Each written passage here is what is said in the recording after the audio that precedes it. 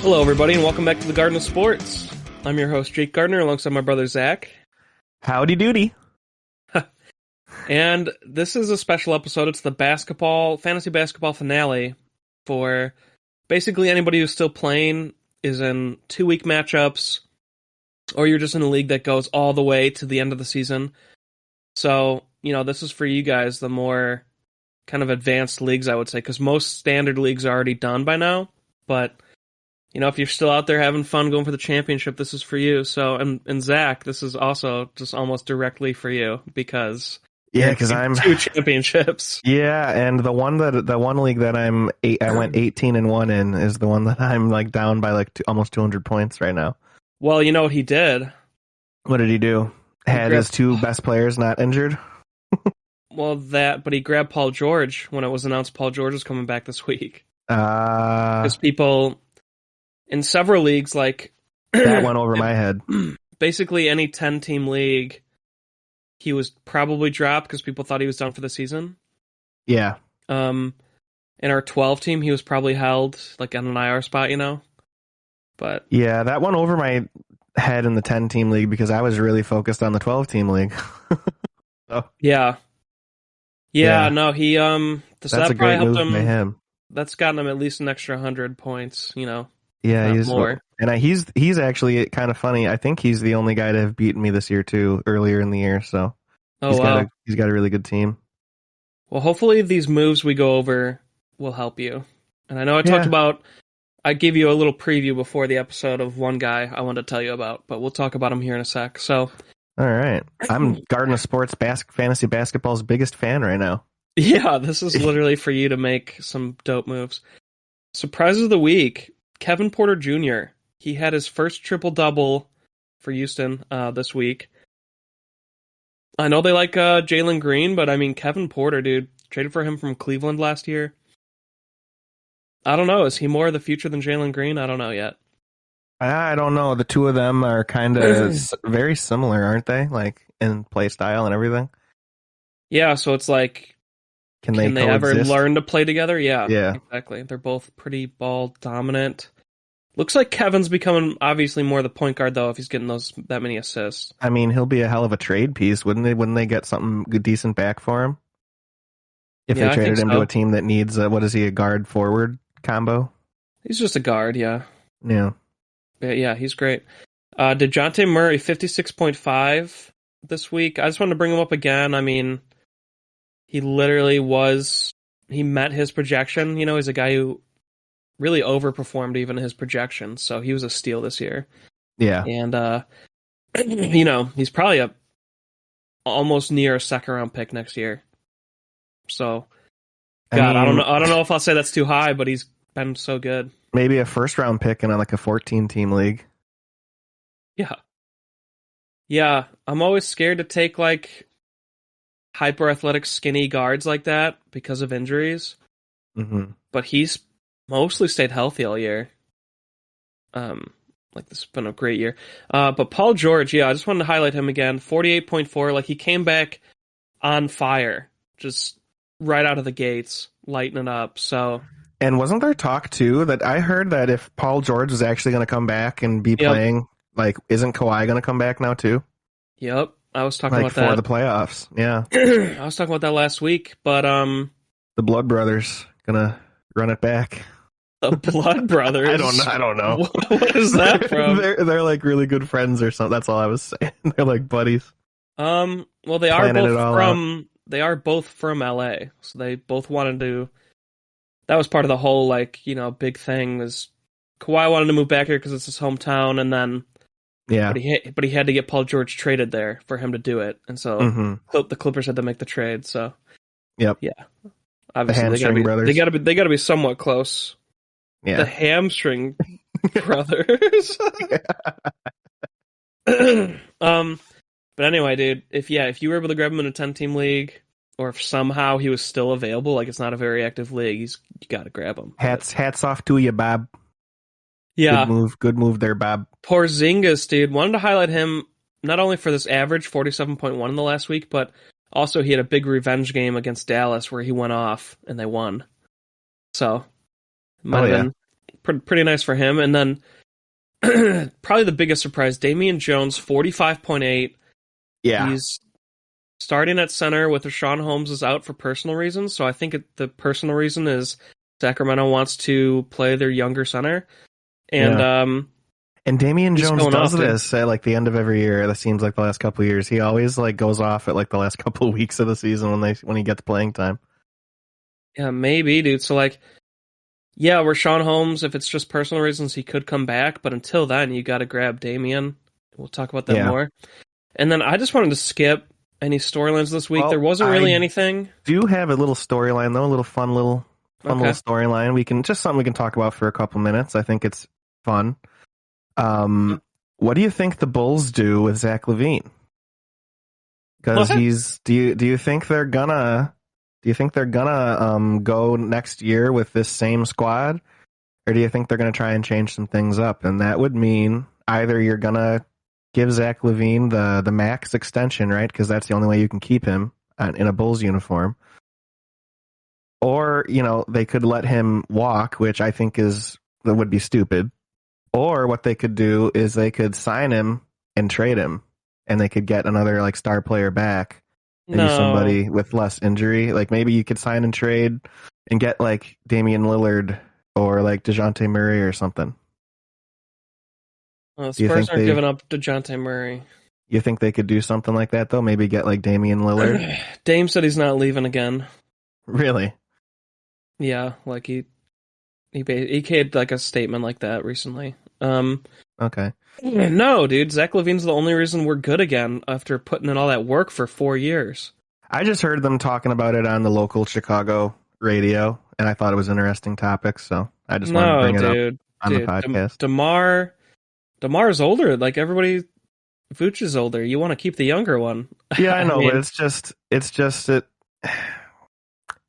the point they were making on the radio, which I thought about for a minute, and I was like, well, I mean, Zach LaVine's played in no playoff games, and he always, is dealing with some little nagging injuries, it seems like, and when all the big games come up, and I don't know. Do you think he's worth giving that max extension to when, even though he's only, what is he going to be, 28 next year? He's still very young, and but he's still been in the league already, like going into his 9th season next year. So even though he's only 28, he's been in the league a long time.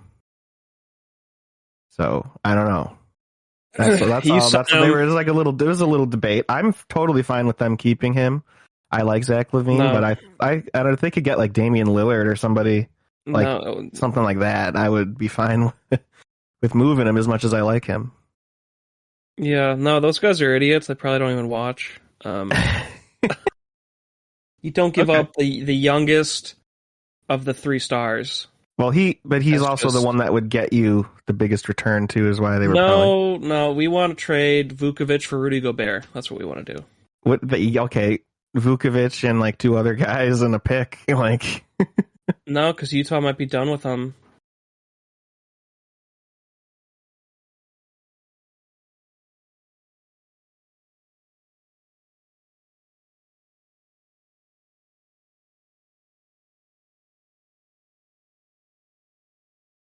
Really? Another all-star caliber center, they would do it.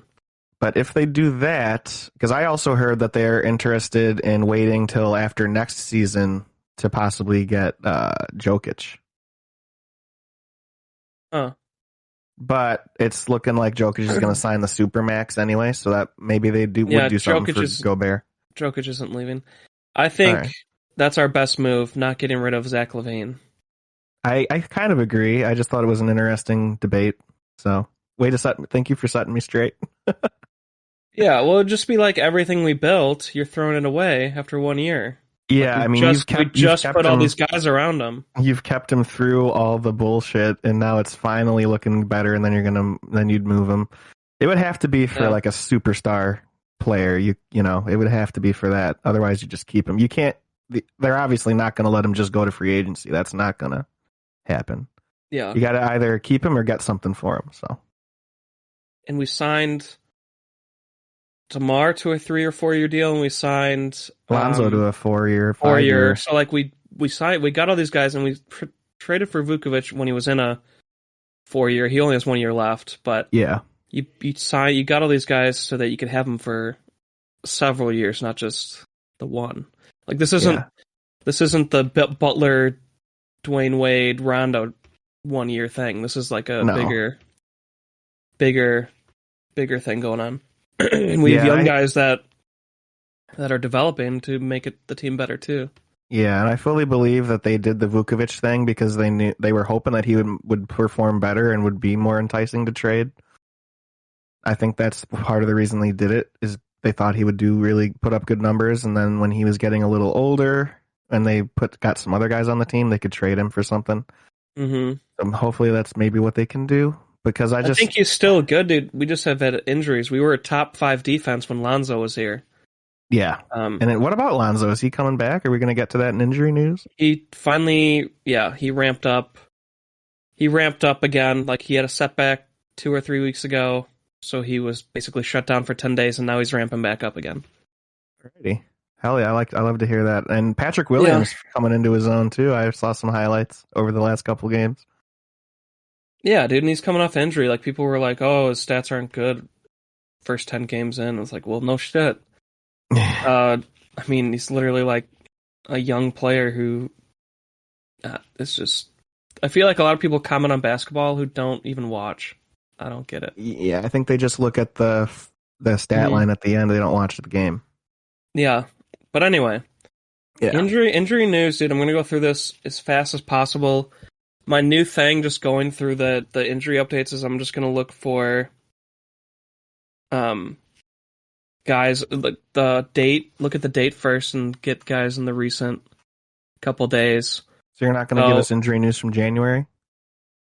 No, not even like 5 days ago. People should already know. Do you know what I mean? Yeah. They don't care. John Collins, so this is from March 31st. Finger foot is yet to return to any running or agility work. So dude is not back. The Hawks did just have a big win yesterday against the Nets. So they're still fighting to stay in the play-in tourney, but without John Collins, they're not going to do anything. Mm-hmm. Today is April. Oh, it's the 3rd. April 2nd, Jason Tatum day-to-day, so he might just miss again. They're resting him for playoffs, dude. He looks like the beast we thought he would be. I mean, we predicted Tatum, bro. We did. We totally did. I mean, it was easy to predict. He's a fucking... Every year he gets so much better in some aspect of his game. Well, people weren't believing, man. And then there was fuel to the fire when they were like 500 for the first 40 games, and then they went off the past 2 months. Yeah. They've only lost like 3 or 4, no, maybe 5 games, but yeah. Let's see here. Seth Curry, Bruce Brown, day-to-day. Did you see the Bruce Brown injury? I didn't, but I did see that he got injured. Chris Middleton, like, kind of pulled him down, just like Grayson Allen did to our boy. Oh, Grayson Allen. He's a great influence on that Bucks team, making them dirty. Yeah, so they're playing hardball, which is fine. It's just when guys are in the air, you know. Yeah, have some standards. Yeah, that's no bueno. Ben Simmons, as of April 1st, resumed light on-court workouts, and the other article I read is that he's hoping to return before the playoffs. So he could be back, bro. Cool. I'd love to see it. I want to see how they play with him. Mm-hmm. Alex Caruso left the Heat game late in the third quarter due to back spasms. That's not good. We lost last night, by the way. Yeah, maybe they need him for the playoffs, so they're not taking any chances. If he has anything going on, they're going to get him out of there. Yep. Might be their most important player for the playoffs, the way he plays defense. Yeah. Evan Mobley has been ruled out for Saturday's game against the Knicks and isn't expected to play Sunday, so Cleveland's super banged up. Jared Allen is still out. He remains out indefinitely. They're gonna play it safe as well and just take their chances and then get everybody back for the play-in tournament. Yeah, but they're gonna have to play the 2 seed right now. They're the 7 seed. Oh, they're the 7. Okay. Well, I thought that's the play-in tournament. 7, 8, 9, 10. Yep, you're right. Yeah. Let's see here. Who is even relevant? I'm relevant. I'll just start listing these down. Cade Cunningham Questionable for Sunday's game against the Pacers due to right hip soreness. So That's okay. They got Cade Cunningham Jr. and Killian Hayes, so yeah, he went off last game. love to see it. Bagley ruled out for Sunday's game, dude. It just looks like his NBA career's done, man. I don't know. He'd have to come out swinging next year for Detroit, and he has to be able to stay healthy. Agreed. Malcolm Brogdon rest is questionable for Sunday's game, so he could be back, which you need to watch because he's on your team. I do need to watch that. I'm watching it right now. Okay. Chris Daughtry, toe is not expected to return this season, so Pacers are just full Chris tank. Daughtry. Yeah, He's got some bangers on the radio, huh? Oh my gosh. Let's see. LeBron James day-to-day is questionable for Sunday's game against the Nuggets. I mean, they're in must-win territory now, so is Anthony Davis also questionable. Mm-hmm. They need them both to play if they're going to beat the Nuggets. Yeah. As possible MVP. Memphis, we were just talking about them. Tyus Jones, Jaren Jackson Jr., Desmond Bain, Steven Adams, all day-to-day as of yesterday. So, don't know what's up with that. Giannis Antetokounmpo. What's up with that? What's up with that? Oh my god. Giannis Antetokounmpo is probable for Sunday's game. So, yeah, they're ramping him up, bro. I hope he wins the scoring title. I really hope LeBron doesn't win it. Oh my gosh. Yeah, I agreed. Derrick Rose, this was just announced. I read that he wasn't going to come back this season. Yeah, and Tibbs isn't too confident about it, so I'm pretty sure he's done. I mean, the Knicks are tanking it in now for a pick. Randall is being rested for a quadriceps injury, which is kind of random. I think they're going to trade Randall in the offseason. There's been a lot of talk about that, so OKC is so banged up, dude. There's like 10 injuries here. So that's some of the guys I want to talk about in my picks. Is several OKC players. But none of those are super, like, nothing we've not gone over. Franz Wagner on Orlando is questionable for Sunday's game. Jay Crowder's resting for Sunday's game against the Thunder. Devin Booker's out, and it doesn't say why. I didn't hear about this injury. Ayton will rest for Sunday's game, so maybe they're resting all their starters then. Devin Booker's just going to rest. Okay. Because it's the Thunder, so they're not. They have the 1 seed locked. I mean, they're good. Yeah. De'Aaron Fox hand is out for Sunday, so yeah, Fox is still out. That's why Dante DiVincenzo's going off for you, bro. And Sabonis is out Sunday against the Warriors as well. Jonte Murray day-to-day with an illness. He'll be fine. And then Kyle Kuzma update, knee has been ruled out for Sunday's game, so, I mean, they're tanking as well. And that's it for injury news, so a lot of tanks going on, a lot of young players playing. That's why we have this big must grab and grab list. So let's just jump on in, dude. Let's fucking do it. These are my 5 must grabs. Damian Jones, 45.8 in the last 7, going crazy. And Sacramento has like no players, so this could win you your championship. Theo Maledon, point guard for OKC. Like I said, they have basically no team. I mean, I think they're running 8 guys. Like, that's all they have. Mm-hmm. So they're giving all these young guys playing time. So Theo Maledon's going off. 41.5 in the last 7. Isaiah Roby, 38.9 in the last 7. You got to grab these guys, and I'm sure they're available, Zach, in both leagues that you're in for the championship. Yeah. And then Killian Hayes, 35.3 in the last 7. I put him on the must grab because like they're not going to rush Cade Cunningham back, and Killian Hayes went off last game, so it's like, and I know he's capable of, he plays offense and defense, so if you have steals and blocks, I mean, it's a great guard to have. And then Malik Monk, with the Lakers kind of injured a bit. Malik Monk's been taken off just the past 4 games, 32.3 in the last 7. I really like him rest of the way because they need that shooting if they're going to win some games and make the play-in tourney. Yeah, I pretty much So, agree with all of those. mhm.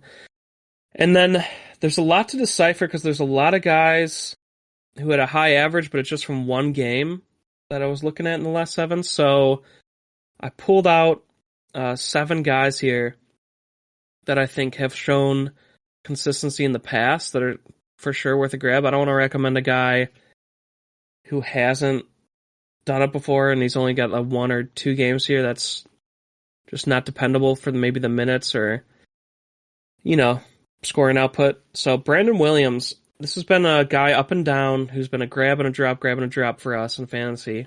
Yep. But he 36.5 in the last seven. Just because he's proven to have like a good run just in the past couple months, I would still be willing to grab him, but that's why he's not on the must grab list, is because he's been inconsistent. But still, he had a really good week. And Portland is another team running like nobody, just like Oklahoma City Thunder. So, and then Markelle Fultz, 33.9 in the last seven. This is a guy who last year was having his breakout year before his ACL tear. Now he's back. Orlando probably would rather play him so that he's a trade piece in the offseason because they have like way too many guards. And Fultz is the odd man out for sure because they have Suggs as their future, and then Cole Anthony broke out this year as a great shooter. So Fultz is definitely the odd man out. They want to show him off here and trade him in the offseason. Dylan Brooks, 33.3 in the last seven.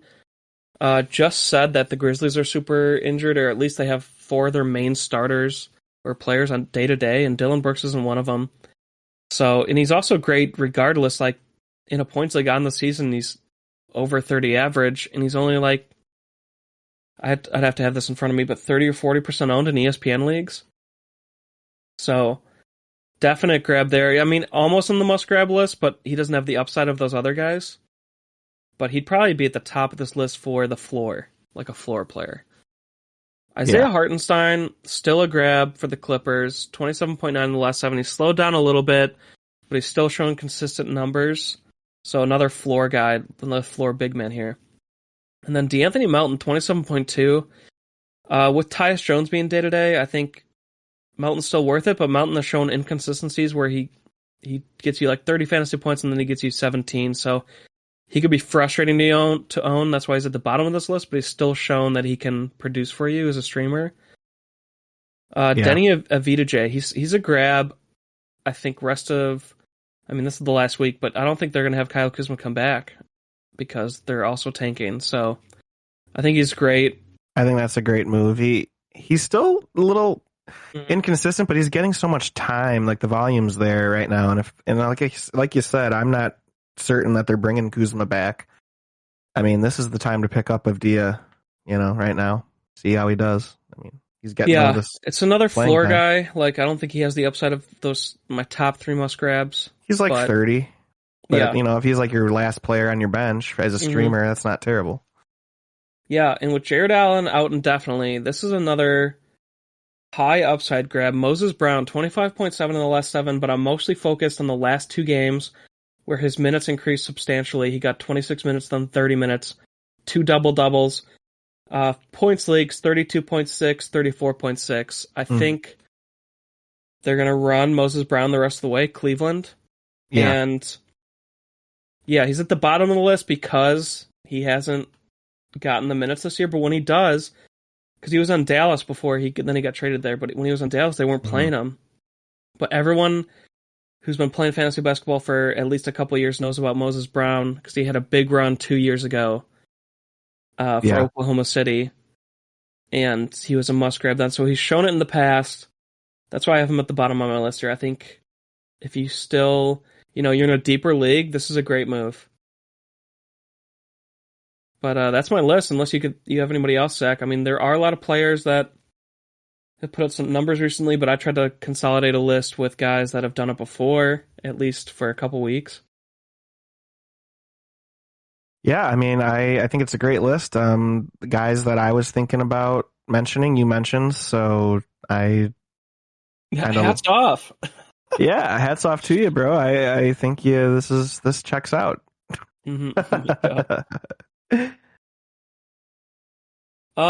So then I want to go over schedule grid because those are your moves, but schedule grid, and you want to stream guys this week, Tuesday, Thursday is actually pretty stacked, so it's not even really a stream day. So I'm looking for back-to-backs where you could stream a guy.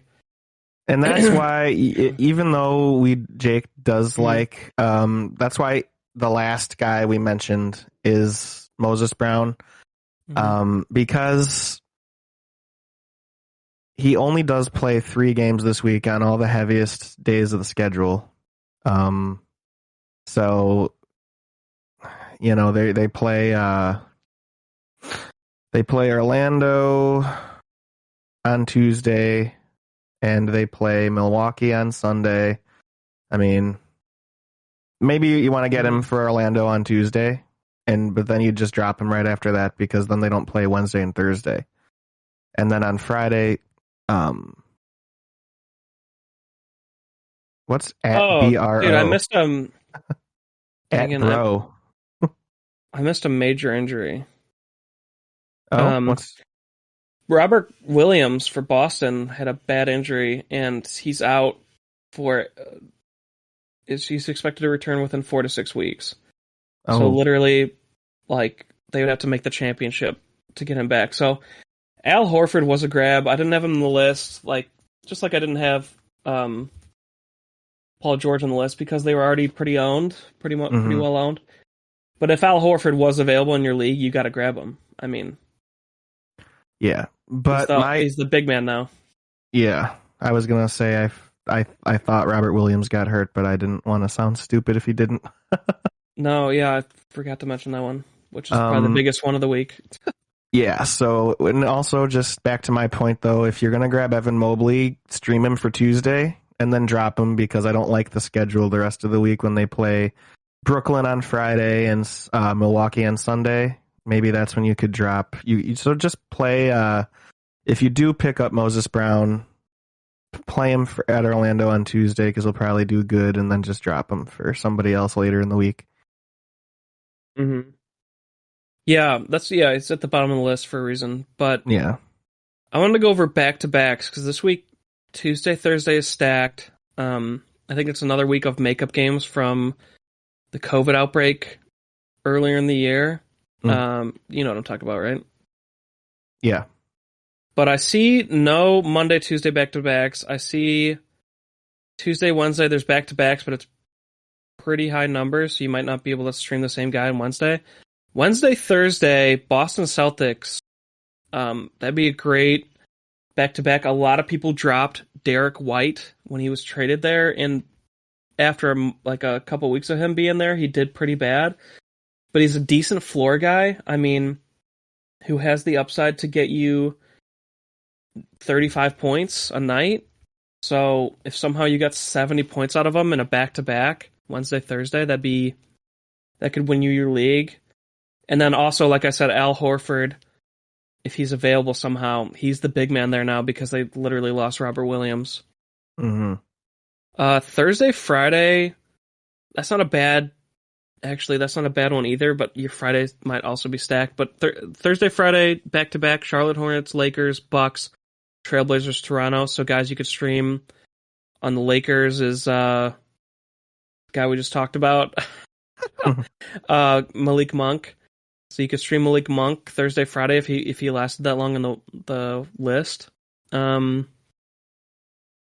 Trailblazers, Brandon Williams, the point guard, like we said. Toronto Raptors, I'm not sure, but these are other guys you could stream right there. Zach, do you see any? There's no Friday, Saturday back-to-back. What about Saturday, Sunday? There's a few. There's Golden State, Indiana, LA Clippers, Memphis, New Orleans, Philly, Sacramento, San Antonio. Okay. Yes, you definitely want Damian Jones for end of week. Jackson Hayes, ? Herbert Jones, ? for New Orleans. They're playing Memphis and Golden State. What I would do with you, Zach, so the Sacramento Kings only have 3 games, and 2 of them are Saturday, Sunday, right? Yeah, yep. So you grab Damian Jones, you play him Tuesday, you drop him for Derek White for the Thursday, Friday, back-to-back, and then you grab Damian Jones again for Saturday, Sunday. All right. It'd be risky because somebody could technically grab Damian, but if you could stream him Tuesday and then stream other guys Wednesday, Thursday, Friday, then grab Damian Jones for Saturday, Sunday, I mean, that's like the ultimate capitalization, you know? Yeah, I think I might do that. Yeah. Grab Derek White for the Thursday, Friday, you're saying? Or Tuesday or Wednesday, Thursday, or whatever? Thursday, Friday. Yeah, you're right. It was Wednesday, Thursday. So it'd be perfect because right when games start on Thursday, if you're in ESPN leagues, you can grab your guy for the weekend. So you could grab Damian Jones Thursday night. Yeah. Cool. Yeah, but if you're in Yahoo leagues, if you're listening to this, I've messed this up before. It's not the same as ESPN when games start. It's for the individual. So you could still drop a guy before a 9 p.m. game, and then you don't get those points. Making a move for the next day. Yeah. Oh, damn. Which, that's more fair, because a lot of guys want to make a move, right? But then they can't because games have started. Mm-hmm. But if you still want to make a move for the same day, you still can. So I think it's more intuitive, but just so you're aware, you know? And then, yeah, I don't see any other great stream options. I think we hit them all. So that's the finale, dude. Yeah, there it is. We finished basketball, bro. Second sport ever finished on our podcast. Wow. For like a season. Yeah.